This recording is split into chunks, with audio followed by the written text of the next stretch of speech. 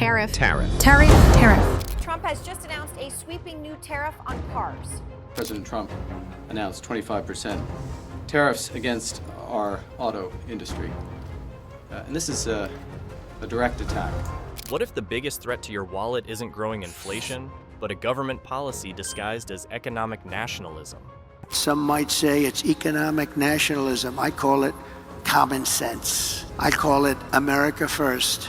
Trump's tariffs are being sold as a way to strengthen American industries, but history tells a much darker story. From skyrocketing consumer prices, which has surged from around 140 in 1992 to over 350 in 2024, to trade wars that cripple economies, tariffs have often done more harm than good. Is this strategy pushing us towards an economic disaster? And more importantly, who really pays the price? Time to uncover the truth they don't want you to know. At its core, a tariff is a tax that a government imposes on goods imported from other countries. When businesses or importers bring in foreign products, they must pay this tax before selling them in the domestic market. Tariffs are typically calculated as a percentage of the product's value. For example, a 20% tariff on Chinese goods means a product worth $10 has an additional $2 charge. But here's the catch. Firms may choose to pass on some or all of the cost of tariffs to customers. Donald Trump's use of tariffs was not just an economic policy.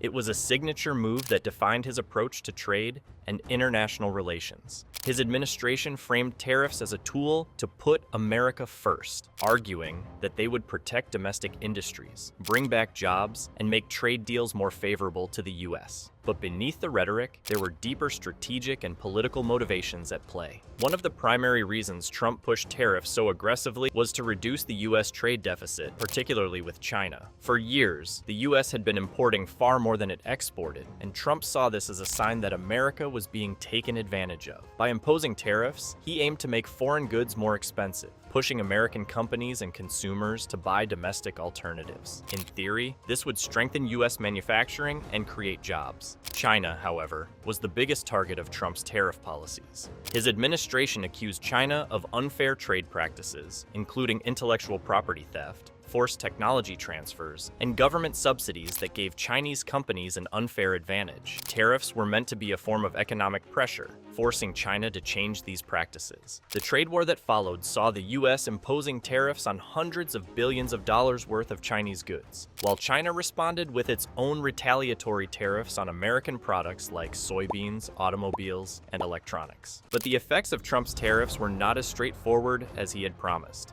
While some American industries, particularly steel and aluminum, benefited from reduced foreign competition, others suffered. Companies that relied on imported materials saw their costs rise, leading to higher prices for consumers. Many farmers, caught in the crossfire of the trade war, found their exports blocked by retaliatory tariffs from China, forcing the U.S. government to step in with billions in subsidies to offset their losses. Many economists and trade experts warned that tariffs functioned as a hidden tax on Americans. You'll see retaliation. You just heard the Canadians talk about this. Other countries will respond, no doubt. And that means U.S. manufacturers are going to have trouble selling what they produce to those countries, and it'll cost jobs. While tariffs are meant to support domestic industries, they come with unintended consequences. The most immediate impact is higher prices for consumers. Since businesses must pay tariffs when importing goods, they often pass those costs on to buyers. This means consumers end up paying more for products that were previously cheaper. For example, if a tariff is placed on imported car parts, automobile manufacturers might face higher production costs. Instead of absorbing the added expense, they increase car prices, making vehicles more expensive for customers. The same applies to electronics, clothing, and even food items, as many grocery products are imported from other countries. But it's not just consumers who feel the impact. Businesses also struggle with tariffs in different ways. Manufacturers that rely on imported raw materials face increased costs. If steel or aluminum tariffs are introduced, industries like construction and engineering experience price hikes, affecting their competitiveness. Retailers that sell imported goods may see a decline in sales when customers hesitate to buy expensive foreign products. Businesses relying on imported inventory may suffer revenue losses. Farmers and exporters can be affected affected when foreign countries impose retaliatory tariffs. If a country increases tariffs on American agricultural products, U.S. farmers might find it harder to sell their produce internationally, leading to financial losses. Tariffs don't just affect one country, they can send shockwaves through the global economy. When a major economic power like the U.S. imposes tariffs, it alters trade relationships, supply chains, and even currency values. Countries that depend heavily on exports might experience economic downturns, while businesses that rely on international partnerships may struggle to adapt. We have seen this in the US-China trade war. Many American companies that relied on Chinese manufacturing had to either absorb high costs or shift production elsewhere. Some moved factories to countries like Vietnam and India, while others raised prices, ultimately passing the burden onto consumers. Similarly, when European countries impose tariffs on American goods, industries such as agriculture and manufacturing in the US take a hit. While tariffs are often introduced with the goal of protecting domestic industries, reducing trade deficits, or even increasing government revenue, their real-world effects are often far more complex and sometimes counterproductive. Trade policies don't exist in a vacuum. They are deeply intertwined with international diplomacy.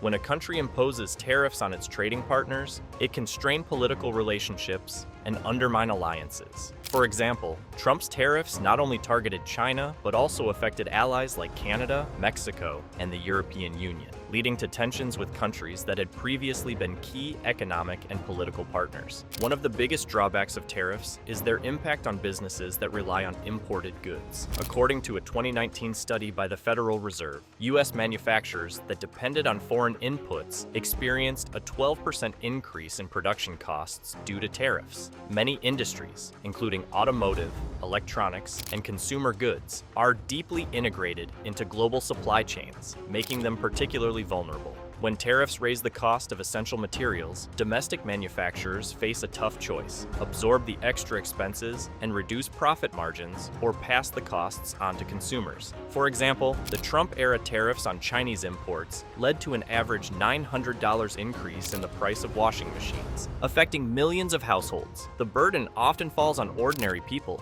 who end up paying more for essential goods like vehicles, home appliances, and groceries. Despite these drawbacks, tariffs are not inherently bad. In some cases, they can serve a strategic purpose, such as protecting emerging industries or national security interests. However, they are not a simple fix for economic challenges. Poorly planned or excessively aggressive tariff policies can lead to inflation, job losses, and economic uncertainty. History has shown that while tariffs can be a powerful tool, they are also a double-edged sword, one that can easily backfire if not used carefully. In the end, the effectiveness of tariffs depends on how they are implemented and whether they are part of a broader, well-thought-out economic strategy.